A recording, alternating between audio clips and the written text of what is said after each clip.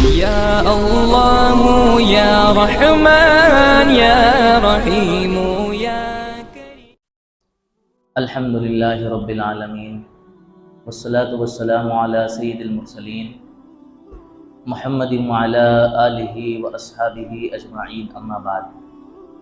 أعوذ بالله من الشيطان الرجيم، بسم الله الرحمن الرحيم. شهر رمضان الذي أنزل فيه القرآن هدى للناس وبينات من الهدى والفرقان فمن شهد منكم الشهر فليصم. وقال النبي صلى الله عليه وسلم: من صام رمضان ایمانا واحتسابا غفر له ما تقدم من ذنبه ومن قام رمضان ایمانا واحتسابا غفر له ما تقدم من ذنبه. وقال النبي صلى الله عليه وسلم: الصيام والقرآن يشفعان، او كما قال عليه الصلاة والسلام. میرے محترم بزرگوں اور عزیزوں، یہ رمضان المبارک کا بابرکت مہینہ ہمارے درمیان چل رہا ہے. اس مہینے کے متعلق اللہ کے رسول صلی اللہ علیہ وسلم نے فرمایا: اس کا پہلا عشرہ رحمت ہے اور دوسرا عشرہ مغفرت ہے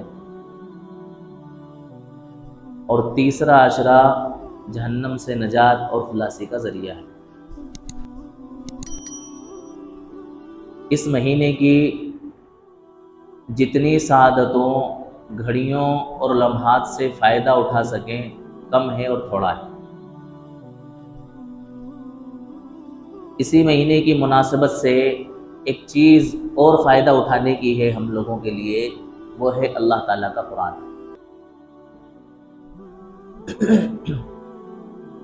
اگر دیکھا جائے تو یہ قرآن کریم اور رمضان المبارک کا مہینہ آپس میں ایک دوسرے کے لیے لازم و ملزوم ہے.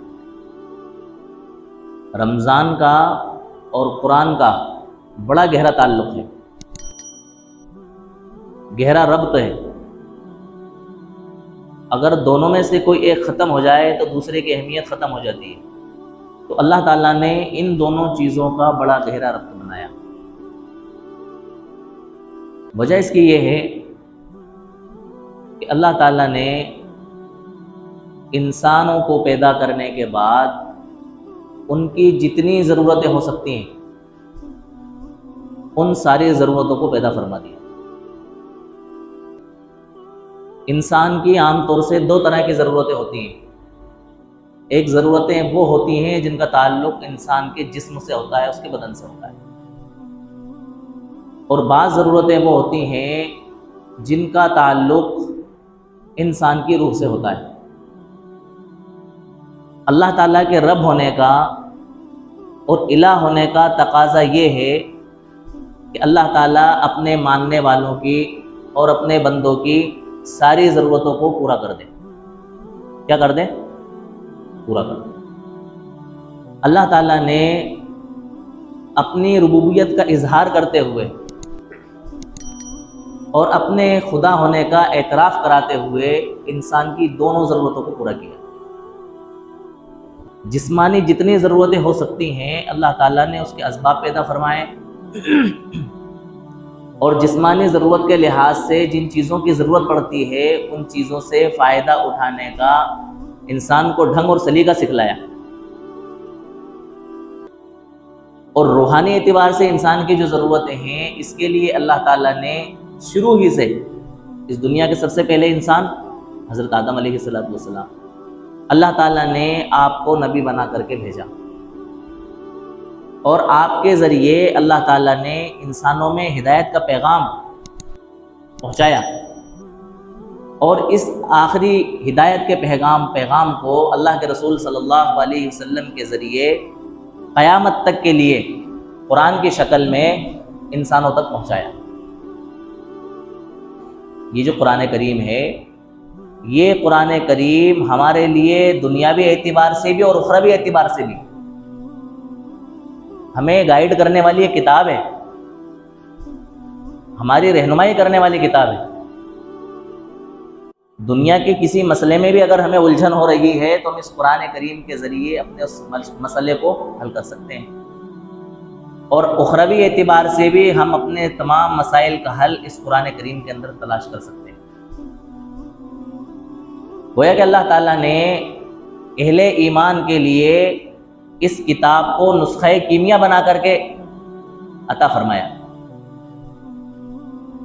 ایسا لاجواب نسخہ اللہ تعالیٰ نے ہمیں دیا کہ ہم اپنی ہر پریشانی کا حل اس قرآن کریم کے اندر تلاش کر سکتے ہیں اور ڈھونڈ سکتے ہیں۔ بھی کوئی کمپنی کوئی پروڈکٹ تیار کرتی ہے یا کوئی مشین بناتی ہے تو اس مشین کو بنانے کے بعد اس کے استعمال کی ایک بک تیار کرتی ہے، ایک کتاب بناتی ہے کہ اس مشین کو آپ کو یوز کیسے کرنا ہے، اس کو استعمال کیسے کرنا ہے۔ اس کا پورا طریقہ اس کتاب کے اندر کیا ہوتا ہے؟ لکھا ہوتا ہے۔ پھر انسان اس کے حساب سے اس مشین کا استعمال کرتا ہے تو مشین اس کے لیے فائدہ مند ہوتی ہے، اور اگر وہ انسان اس بتائے ہوئے طریقے کے مطابق یا اس گائیڈ بک کے حساب سے اس مشین کا استعمال نہ کرے تو بتاؤ وہ مشین اس کو فائدہ دے گی؟ نہیں دے گی، بلکہ کیا پہنچائے گی؟ الٹا نقصان پہنچائے گی۔ تو اللہ تعالیٰ نے ہمیں زندگی جینے کا ڈھنگ اور سلیقہ اس بک کے اندر بتلایا اور سکھایا۔ اگر ہم اس کے بتائے ہوئے طریقے اور ڈھنگ کے مطابق زندگی گزاریں گے تو ہمیں ہماری زندگی فائدہ دے گی اور آخرت کے اندر ہم کامیاب ہوں گے۔ اور اگر ہم اس ڈھنگ اور سلیقے سے جو کہ اللہ تعالیٰ نے ہمیں بتلایا ہے اس کے مطابق ہم عمل نہیں کریں گے اور زندگی نہیں گزاریں گے تو پھر ہمیں کسی طرح کا کوئی فائدہ ہونے والا نہیں ہے۔ لہٰذا اللہ تبارک و تعالیٰ نے یہ قرآن کریم دے کر کے ہمارے اوپر بہت بڑا احسان کیا۔ اس قرآن کریم کی نسبت اللہ تعالیٰ نے اس رمضان سے جوڑی۔ میں اسی عنوان سے گفتگو کر رہا ہوں کہ بھئی رمضان کا اور قرآن کریم کا کیا ہے؟ بڑا گہرا ربط ہے اور بڑا گہرا تعلق ہے۔ اللہ تعالیٰ نے رمضان کے مہینے میں اس قرآن کریم کو نازل فرمایا۔ قرآن میں فرمایا اللہ تعالیٰ نے شہر رمضان الذی انزل فیہ القرآن۔ اللہ تعالیٰ نے اس قرآن کریم کو رمضان کے مہینے میں نازل کیا۔ ہدی للناس، لوگوں کے لیے یہ ہدایت ہے قرآن کریم، وبینات من الہدی، اور ہدایت کے لیے واضح دلائل اس کے اندر ہیں، اور حق و باطل کے درمیان فرق پیدا کرنے والے واضح دلائل اس قرآن کریم کے اندر کیا ہے؟ موجود۔ جتنی آسمانی کتابیں ہیں سب اللہ تعالیٰ نے رمضان مبارک کے اندر نازل فرمائے۔ حضرت ابراہیم علیہ السلام کو جو صحیفے ملے، ایک رمضان مبارک کو اللہ تعالیٰ نے وہ صحیفے آپ کو عطا فرمائے۔ حضرت موسیٰ علیہ السلام کو تورات جو اللہ تعالیٰ نے دی 6 رمضان مبارک کو عطا فرمائی۔ حضرت داؤد علیہ السلام کو زبور عطا فرمائی 12 رمضان مبارک کو، اور حضرت عیسیٰ علیہ السلام کو انجیل عطا فرمائی 18 رمضان مبارک کو۔ اور اس مہینے کی بابرکت رات میں جس کو ہم شب قدر کہتے ہیں، لیلۃ القدر کہتے ہیں، اس قرآن کریم کو آپ صلی اللہ علیہ وسلم کو عطا فرمایا۔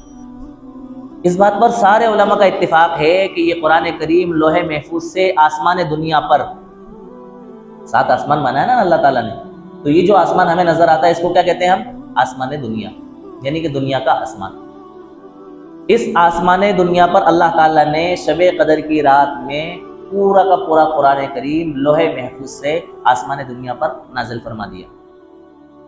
تو رمضان مبارک کا اور مبارک رات کا اللہ تعالیٰ نے اس قرآن کریم کے نزول کے لیے انتخاب فرمایا، اس کا ذکر فرمایا اللہ تعالیٰ نے، انا انزلناہ فی لیلۃ القدر، کہ ہم نے اس قرآن کریم کو لیلۃ القدر کے اندر، جس کو ہم شب قدر کہتے ہیں، 27ویں کی رات ہم جس کو کہتے ہیں، اس کے اندر اللہ تعالیٰ نے کیا فرمایا؟ نازل فرمایا۔ پھر اللہ تعالیٰ نے وقتاً فوقتاً آسمان دنیا سے اللہ کے رسول صلی اللہ علیہ وسلم پر 23 سال کی مدت کے اندر اس قرآن کریم کو مکمل نازل فرما دیا۔ آپ صلی اللہ علیہ وسلم اس قرآن کریم کو حضرت جبرائیل علیہ السلام سے سیکھتے، اور آپ سے سیکھنے کے بعد آپ صحابہ کو سکھاتے۔ صحابہ اس قرآن کریم کو بڑے شوق ذوق کے ساتھ، لگن کے ساتھ سیکھتے، اس کو حفظ یاد کرتے، اس کے اوپر عمل کرتے۔ حضرت عبداللہ ابن عمرو ابن عاص رضی اللہ تعالیٰ عنہ کے بارے میں آتا ہے کہ کہ آپ صلی اللہ علیہ وسلم سے یہ معلوم کیا کہ اللہ کے رسول میں قرآن کریم کتنی کثیر تعداد کے اندر پڑھو. آپ نے فرمایا 1 مہینے میں قرآن مکمل کرو. حضرت عبداللہ ابن عمرو ابن عاص نے فرمایا اللہ کے رسول میں اس سے زیادہ پڑھنا چاہتا ہوں. آپ نے فرمایا 20 دن میں ایک قرآن مکمل کرو. پھر فرمایا اللہ کے رسول میں اس سے بھی زیادہ پڑھنا چاہتا ہوں. فرمایا 15 دن کے اندر قرآن مکمل کرو. پھر فرمایا میں مزید اور پڑھنا چاہتا ہوں. فرمایا 7 دن کے اندر ایک قرآن مکمل کرو.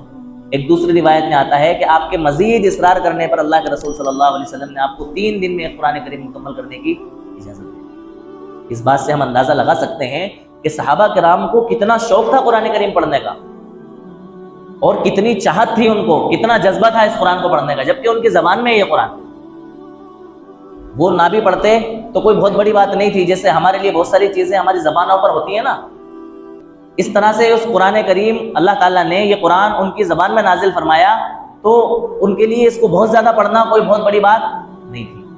لیکن ان کو پتا تھا اس کے اجر کے بارے میں، اس کے ثواب کے بارے میں، اس کی فضیلتوں کے بارے میں کہ اللہ تبارک و تعالیٰ اس قرآن کریم کے ذریعے ہمیں کیا دیں گے.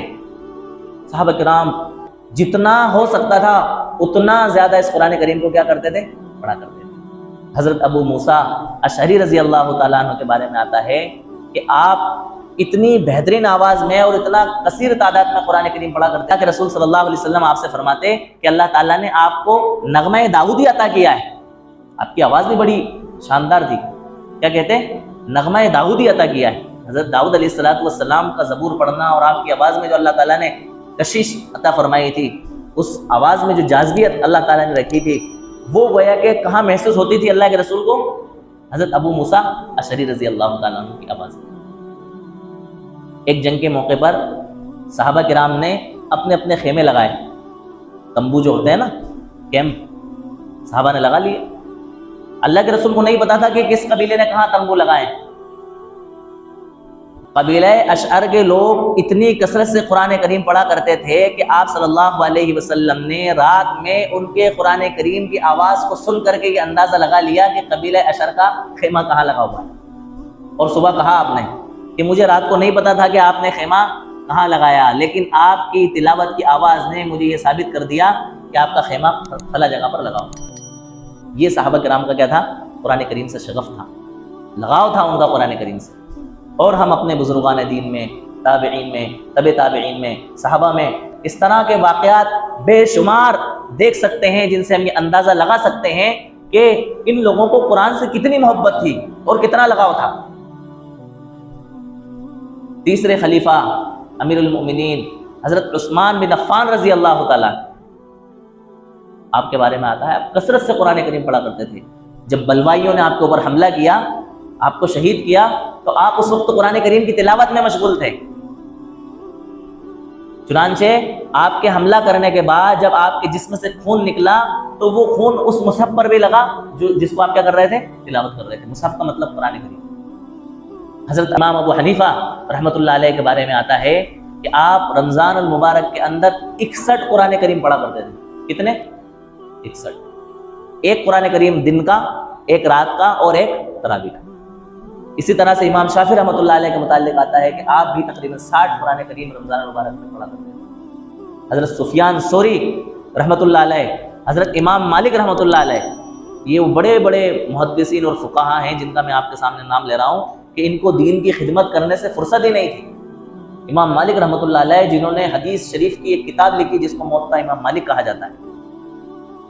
بڑے محدث، بڑے فقیہ، جیسے امام ابو حنیفہ رحمۃ اللہ علیہ فقیہ، اسی طرح سے امام مالک رحمۃ اللہ علیہ فقیہ. دنیا کے اندر لوگ ان کو فالو کرتے ہیں، ان کی اتباع کرتے ہیں. ان کا یہ مشغلہ تھا کہ رمضان المبارک کے اندر آپ اپنی ساری مشغولیات سے ہٹ کر کے، درس و تدریس سے ہٹ کے، حدیث کے شغف سے ہٹ کے، اور جو بھی دوسرے مشغلے تھے آپ کے، ان سارے مشغلوں سے کنارہ کش ہو کر کے زیادہ سے زیادہ وقت آپ اپنا کس میں گزارا کرتے تھے؟ قرآن کریم کی تلاوت. اسی طرح حضرت سفیان ثوری رحمۃ اللہ علیہ اپنا اکثر وقت رمضان المبارک میں کس چیز میں گزارا کرتے تھے؟ قرآن کریم کی تلاوت. اسی طرح ہمارے اکابر میں حضرت مولانا الیاس کاندلوی رحمۃ اللہ علیہ، حضرت یحییٰ کاندلوی رحمۃ اللہ علیہ، حضرت زکریا رحمۃ اللہ علیہ، حضرت شیخ الاسلام رحمۃ اللہ علیہ، شیخ الہند رحمۃ اللہ علیہ، حضرت اشرف علی تھانوی رحمۃ اللہ علیہ، یہ وہ اکابر ہیں کہ اگر میں ان کے نام کی صرف فہرست آپ کے سامنے بیان کروں نا تو ان کے نام لینے میں سارا وقت کیا ہو جائے گا، ختم ہو جائے گا۔ ان کو بڑا شغف قرآن کریم سے تھا، بڑی انسیت، بڑی محبت، بڑا لگاؤ۔ میں ان باتوں کے ذریعے آپ کو بتانا یہ چاہتا ہوں کہ رمضان المبارک کے اندر قرآن کریم کی تلاوت کرنا یہ بہت بڑی اہمیت کا حامل ہے اور بڑے اجر و ثواب کا ذریعہ ہے۔ آپ اندازہ لگائیں کہ عام دنوں کے اندر جب انسان قرآن کریم کی تلاوت کرتا ہے تو اللہ تعالیٰ اس کو ایک حرف پر 10 نیکی دیتے ہیں۔ کتنی نیکی دیتے ہیں؟ 10 نیکی۔ ایک نیکی کا درجہ جو ہے نا وہ 10 گنا ہوتا ہے۔ کتنا ہوتا ہے؟ 10 گنا ہوتا ہے۔ اللہ کے رسول صلی اللہ علیہ وسلم نے فرمایا، میں یہ نہیں کہتا کہ الف لام میم ایک حرف ہے، بلکہ الف ایک حرف ہے، لام ایک حرف ہے اور میم ایک حرف ہے۔ تو جب الف ایک حرف ہے اس کے اوپر 10 نیکیاں ملی، اور لام ایک حرف ہے اس کے اوپر 10 نیکیاں ملی، اور میم ایک حرف ہے اس کے اوپر 10 نیکیاں ملی، تو کل نیکیاں کتنی ہو گئی؟ 30 نیکیاں۔ اور ایک نیکی کا اللہ تبارک و تعالیٰ 10 گنا دیتے ہیں تو کتنی ہو گئی؟ 90 نیکیاں ہو گئی۔ کتنی ہو گئی؟ 90 نیکیاں ہو گئی۔ اور پھر رمضان المبارک کے اندر اللہ تبارک و تعالیٰ نیکیوں میں اضافہ کر دیتے ہیں۔ ہمارے خلوص، ہماری نیت اور ہمارے انداز تلاوت کے اعتبار سے تو اندازہ لگائیں کہ ہماری نیکیوں کا کتنا اضافہ ہوگا۔ اور قربان جائے اللہ تبارک و تعالیٰ کی رحمتوں پر اور اس کی مہربانیوں پر کہ اللہ تعالیٰ نے یہ اجر صرف جو ہے نا قرآن کریم پڑھنے والوں کے لیے ہی نہیں رکھا، بلکہ جو اس قرآن کریم کو سنے اس کو بھی اتنا ہی ثواب اللہ تبارک و تعالیٰ دیتے ہیں۔ اس قرآن کریم کا پڑھنا، اس کا سننا، اس کا دیکھنا، اس کا چھونا کوئی نفع سے خالی نہیں، سارا کا سارا اللہ تعالیٰ نے اس کو کیا بنا دیا؟ عبادت کا ذریعہ بنا دیا۔ لہٰذا ہر مرد مومن کو اور ہر مومن عورت کو یہ چاہیے کہ اس قرآن کریم سے اپنا تعلق جوڑے، اس سے اپنا تعلق کیا کرے؟ مضبوط کرے، اس کے مقاصد کو پہچانے، اس قرآن کریم کے حق کو ادا کرے۔ قرآن کریم کے حقوق ہے نا، قرآن کریم کے علماء کرام نے 4 حق بیان فرمائے ہیں، 5 حق، بعض لوگوں نے 3 بھی بیان فرمائے ہیں۔ قرآن کریم کے کتنے حق بیان فرمائے؟ 5 حق۔ سب سے پہلا حق قرآن کریم کا یہ بیان فرمایا کہ اس کے اوپر ایمان لانا، کہ یہ اللہ تبارک و تعالیٰ کی طرف سے نازل کردہ کتاب ہے جس کے اندر کسی طرح کا کوئی شک و شبہ نہیں ہے۔ اللہ تعالیٰ نے حضرت جبرائیل علیہ السلام کے ذریعے اپنے پیغمبر حضرت محمد صلی اللہ علیہ وسلم پر یہ کتاب کیا فرمائی؟ نازل فرمائی۔ اس کے اوپر ایمان لانا، اور اس کا ہر حرف سچا ہے اور برحق ہے، اس کے اندر کسی طرح کی کوئی کھوٹ اور کوئی ملاوٹ نہیں ہے، یہ ہمارے ایمان کا تقاضا ہے۔ اس قرآن کریم کی حفاظت کی ذمہ داری خود اللہ تعالیٰ نے لی ہے۔ اس کے اندر قیامت تک کوئی بھی شخص جو ہے نا اس میں ملاوٹ نہیں کر سکتا، اس میں ہیر پھیر نہیں کر سکتا، رد و بدل نہیں کر سکتا، اس میں کسی طرح کی کوئی اپنی طرف سے باتیں شامل نہیں کر سکتا۔ اللہ تعالیٰ نے فرمایا انا نحن نزلنا الذکر وانا لہ لحافظون، ہم نے اس قرآن کریم کو نازل کیا اور ہمیں اس کی کیا کریں گے؟ حفاظت کریں گے۔ تو اس کا پہلا حق کیا ہے؟ اس کے اوپر ایمان لانا۔ اس قرآن کا دوسرا حق یہ ہے اس کی تلاوت کرنا۔ تلاوت کرنے کا مطلب یہ ہے کہ اس قرآن کریم کو پڑھنا۔ کیسے پڑھنا؟ فَإِذَا قَرَأْنَاهُ فَاتَّبِعْ قُرْآنَ، اللہ تعالیٰ نے ہمیں پڑھنے کا طریقہ بتلایا کہ جب ہم نے آپ صلی اللہ علیہ وسلم کو حضرت جبرائیل علیہ السلام کے ذریعے قرآن کریم پڑھایا اور سکھایا تو انہوں نے ان کے پیچھے پیچھے اس قرآن کو کیا کرا؟ پڑھا۔ یعنی جس طرح سے آپ صلی اللہ علیہ وسلم نے قرآن کریم صحابہ کو سکھایا اور صحابہ نے تابعین کو، پھر تبع تابعین کو، اس کے بعد میں نسلاً بعد نسلاً یہ سلسلہ جو چلتا ہوا آیا، اس طریقے پر اس قرآن کریم کو پڑھنا، یعنی تجوید کی رعایت کے ساتھ۔ تجوید کی رعایت کا مطلب یہ ہے کہ قرآن کریم کے اندر جو حروف استعمال ہوتے ہیں ان کی تعداد کتنی ہے؟ 29۔ ہر زبان کے حروف ہوتے ہیں نا، بھائی انگریزی کے کتنے حروف ہوتے ہیں؟ 26 ہے نا۔ اسی طرح سے عربی زبان کے کتنے حروف ہوتے ہیں؟ 29۔ کتنے ہوتے ہیں؟ 29۔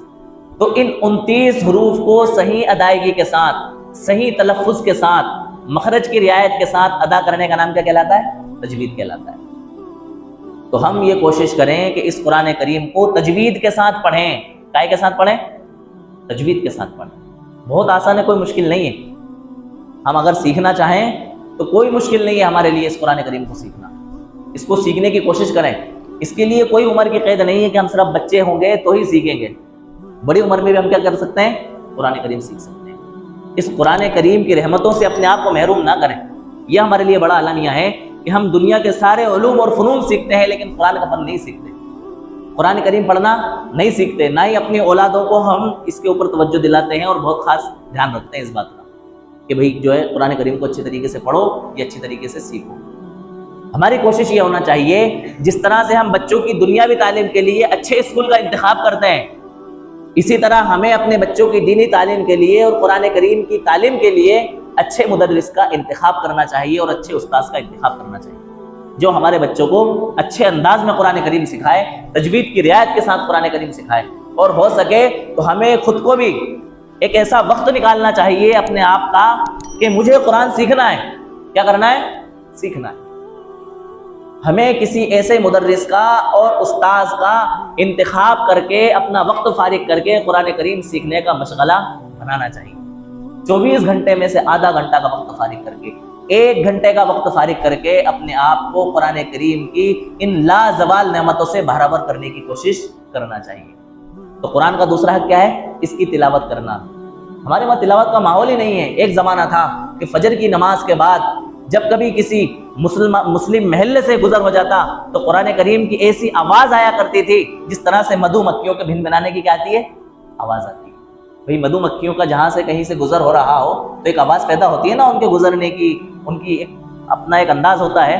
تو اس طرح سے گھروں سے قرآن کریم کی تلاوتوں کی کیا آیا کرتی تھی؟ آواز آیا کرتی تھی۔ اب وہ دور نہیں رہا، وہ باتیں ختم ہو گئی۔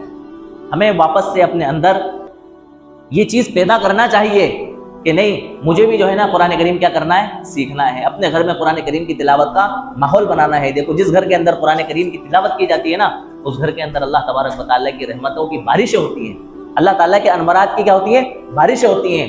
شیاطین اور جناتوں کا تسلط اس گھر سے کیا ہو جاتا ہے؟ ختم ہو جاتا ہے۔ اس گھر سے جو ہے نا بے برکتیاں ختم ہو جاتی ہیں، برکتیں اس گھر کا مقدر بن جاتی ہیں۔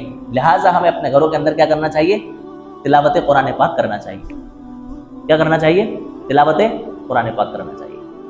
دیکھو اگر ہم نے اس قرآن کریم کو سیکھنے کی کوشش نہیں کی اور اس قرآن کریم کو ہم نے نہیں پڑھا تو ہم آخرت میں جواب دہی کے لیے تیار ہو جائیں۔ کیا ہو جائیں؟ تیار ہو جائیں۔ سورہ فرقان میں آیت نمبر 30 میں اللہ تعالیٰ نے فرمایا وَقَالَ الرَّسُولُ يَا رَبِّ إِنَّكُمْ اتَّخَذُوا هَذَا الْقُرْآنَ مَهْجُورًا۔ بہت گہری بات اللہ تعالیٰ نے اس آیت کے اندر بیان فرمائی۔ اس بات کو اپنے پلے باندھ لیں اور اس بات کو سننے کے بعد یہ کوشش کریں کہ میری جو کچھ زندگی بچی ہے میں اس میں قرآن کریم سیکھ کر کے ہی دم لوں گا۔ کیا فرمانا اللہ تعالیٰ؟ اور رسول کہیں گے اے میرے رب اس میری قوم نے قرآن کریم کو چھوڑ دیا تھا۔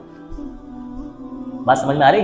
اللہ کے رسول کے بارے میں آتا ہے کہ آپ شفیع المذنبین ہیں، گناہ گاروں کی کیا کریں گے؟ آپ شفاعت کریں گے۔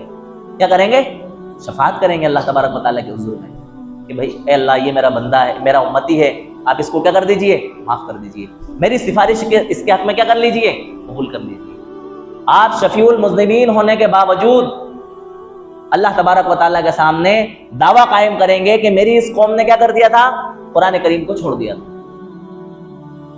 یہ بڑا افسوس کا مقام ہے اور اپنے گریبان میں منہ ڈال کر کے اور جھانک کر کے دیکھنے کا مقام ہے، کہیں میں بھی تو ان لوگوں میں سے نہیں ہوں جن کے خلاف اللہ کے رسول صلی اللہ علیہ وسلم یہ دعویٰ کریں گے کہ ان لوگوں نے اس قرآن کریم کو کیا کر دیا تھا؟ چھوڑ دیا تھا۔ کیا کر دیا تھا؟ چھوڑ دیا تھا۔ لہٰذا جس کے لیے اللہ کے رسول صلی اللہ علیہ وسلم دعویٰ کر دیں کہ بھئی ان لوگوں نے قرآن کریم چھوڑ دیا تھا، بتاؤ اس کی ہلاکت میں کوئی شک و شبہ ہے؟ اگر ہم یہ چاہتے ہیں کہ ہم اللہ کے رسول صلی اللہ علیہ وسلم کی اس دعوے سے بچیں جو اللہ تبارک و تعالیٰ کے سامنے اللہ کے رسول پیش کریں گے اور ہم اپنے آپ کو آخرت سے بچا سکیں ہلاکت سے، تو ہمیں یہ کوشش کرنا چاہیے کہ ہم قرآن کریم کو کیا کریں؟ سیکھیں، اس کو پڑھنا سیکھیں۔ کیا کرنا سیکھیں؟ پڑھنا سیکھیں۔ تو قرآن کریم کا دوسرا حق کیا ہے؟ اس کی تلاوت کرنا۔ اور قرآن کریم کا تیسرا حق ہے اس کو سمجھنے کی کوشش کرنا۔ کیا کرنا؟ کہ بھئی یہ قرآن کریم ہم سے کہہ کیا رہا ہے، یہ بتانا کیا چاہتا ہے، اس کے اندر مضامین کیا ہیں، اللہ تبارک و تعالیٰ کا پیغام کیا ہے۔ دیکھو آج کے اس ڈیجیٹل دور میں ہمارے لیے باتوں کو سمجھنا بہت آسان ہے۔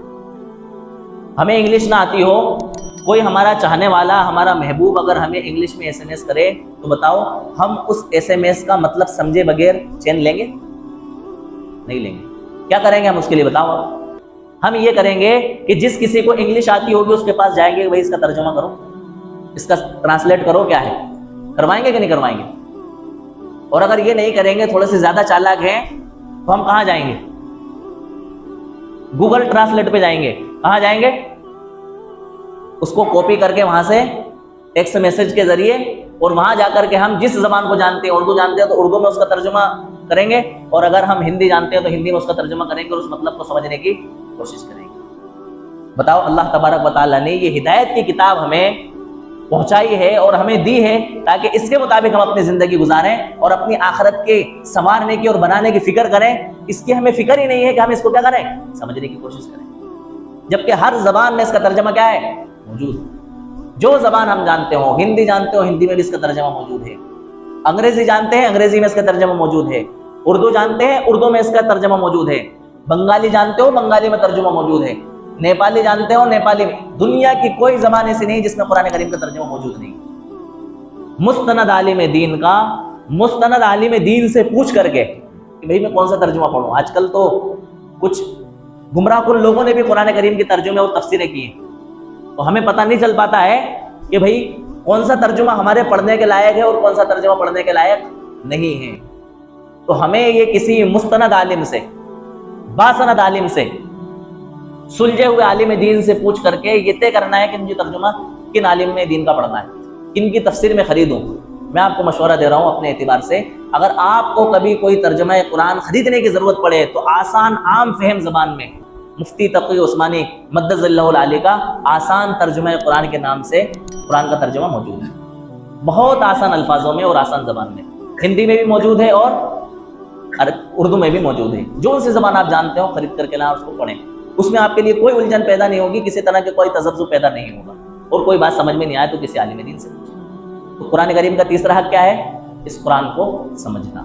اس قرآن کریم کا چوتھا حق یہ ہے کہ اس کے اوپر عمل کرنا. دیکھو، عمل اسی وقت ممکن ہے جب کہ ہم قرآن کریم کو کیا کریں گے، سمجھیں گے. جب سمجھیں گے ہی نہیں تو قرآن کریم کے اوپر عمل کیسے کریں گے؟ لہٰذا پہلے قرآن کریم کو سمجھیں، پھر اس کے اوپر عمل کرنے کی کیا کریں، کوشش کریں. اس قرآن کریم کا پانچواں حق ہے اس کی تبلیغ کرنا، اس کے پیغام کو لوگوں تک پہنچانا. جب ہم کسی کو کوئی برائی کرتے ہوئے دیکھیں، اس سے کہیں کہ نہیں، یہ اللہ تعالیٰ کا حکم نہیں ہے، اللہ تعالیٰ نے اس میں قرآن کریم سے کیا کیا ہے، منع کیا ہے. تو لوگوں کی تبلیغ ہم کب کر سکیں گے؟ قرآن کریم کے ذریعے. قرآن کا پیغام لوگوں تک کب پہنچا سکیں گے؟ جب ہم خود اس قرآن کریم کو کیا کریں گے، سمجھیں گے، اور سمجھنے کے بعد اس کے اوپر عمل کریں گے تو دوسرے لوگوں کو عمل پر کھڑا کریں گے اور اس قرآن کریم کی ہم کیا کریں گے، تبلیغ کریں گے. تو یہ قرآن کریم کے 5 حق ہیں. ان حق کو ادا کرنا ہم سارے اہل ایمان کی ذمہ داری بنتی ہے اور ہمارا فریضہ بنتا ہے. تو بات یہ چلی تھی، میں یہ کہہ رہا تھا کہ اس قرآن کریم کو رمضان مبارک سے بڑا گہرا تعلق ہے. کیا گہرا تعلق ہے؟ ان پوائنٹوں کو آپ سمجھیں. اللہ تعالیٰ نے ان دونوں میں بڑا مضبوط ربط قائم کیا ہے. کیسے کیا؟ سب سے پہلی بات تو یہ ہے، اس قرآن کریم کی فضیلت کے لیے اور اس رمضان المبارک کی فضیلت کے لیے کہ اللہ تبارک و تعالیٰ نے اس رمضان المبارک جیسے مہینے کا انتخاب اس قرآن کریم جیسی عظیم کتاب کے نزول کے لیے کیا. کسی اور مہینے میں بھی تو اللہ تعالیٰ نازل فرما سکتے تھے نا، لیکن اللہ تعالیٰ نے رمضان المبارک میں قرآن کریم کو نازل فرمایا. یہ ان دونوں کے اندر کیا ہوا، گہرا ربط ہوا. دوسرا یہ ہے کہ دیکھو، اللہ تبارک و تعالیٰ نے قرآن کریم کو لوگوں کے لیے ہدایت کا ذریعہ بنایا. کن لوگوں کے لیے بنایا؟ اس کا ذکر اللہ تعالیٰ نے قرآن کریم کی سورہ بقرہ کی پہلی آیت میں فرمایا، الف لام میم ذالک الکتاب لا ریب فیہ ھدی للمتقین. یہ ایسی کتاب ہے جس میں کسی طرح کے کوئی شک و شبے کی گنجائش ہی نہیں ہے. یہ ہدایت ہے متقیوں کے لیے. کن کے لیے؟ متقی لوگوں کے لیے. قرآن کریم راہ دکھلاتا ہے، راستہ بتلاتا ہے کن لوگوں کو؟ متقی لوگوں کو. تو قرآن کریم سے فائدہ کون لوگ اٹھاتے ہیں؟ جو تقوی اختیار کرتے ہیں، جو متقی ہوتے ہیں. ہدایت کن کو ملتی ہے؟ متقی لوگوں کو ملتی ہے. رمضان مبارک میں جو ہم روزہ رکھتے ہیں، یہ روزہ کیوں رکھا جاتا ہے؟ اس کا مقصد اللہ تبارک و تعالیٰ نے بیان فرمایا، لعلکم تتقون، تاکہ تم کیا ہو جاؤ، متقی ہو جاؤ. کیا ہو جاؤ؟ متقی ہو جاؤ. تو قرآن کریم سے فائدہ اٹھانے کے لیے پہلے ہمیں کیا ہونا ضروری ہے؟ متقی ہونا ضروری ہے. کیا ہونا ضروری ہے؟ متقی ہونا ضروری ہے. اور متقی ہونے کے لیے ہمیں روزہ رکھنا ضروری ہے. کیا ضروری ہے؟ روزہ رکھنا ضروری ہے. گویا کہ اللہ تبارک و تعالیٰ نے ہمارے دلوں کی زمین کو ہموار کر دیا قرآن کریم سے فائدہ اٹھانے کے لیے کہ پہلے تم اپنے آپ کو تقوی کی صفت میں داخل کرو، روزہ رکھ کر کے اپنے آپ کو متقی بناؤ، پھر تم اس قرآن کریم سے کیا اٹھا سکو گے؟ فائدہ اٹھا سکو گے۔ اس طرح سے اللہ تبارک و تعالیٰ نے اس تقوی کی صفت کو جو ہے نا مشترکہ طور پر رکھ دیا، روزے کے اندر بھی اور قرآن کریم کے اندر بھی۔